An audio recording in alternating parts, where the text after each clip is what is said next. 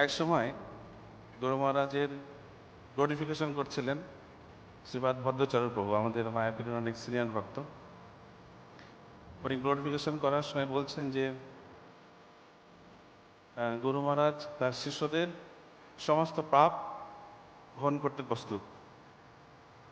গুরু মহারাজ সেই সময় ছিলেন, সেই গ্লোরিফিকেশন শ্রবণ করার সময়।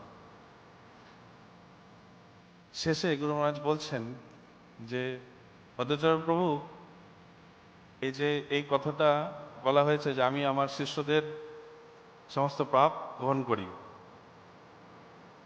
এটা একটু সঠিকভাবে হয়নি।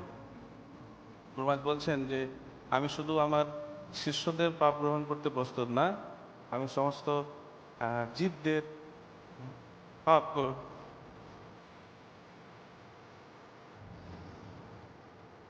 সমস্ত জীবের পাপ গ্রহণ করতে প্রস্তুত।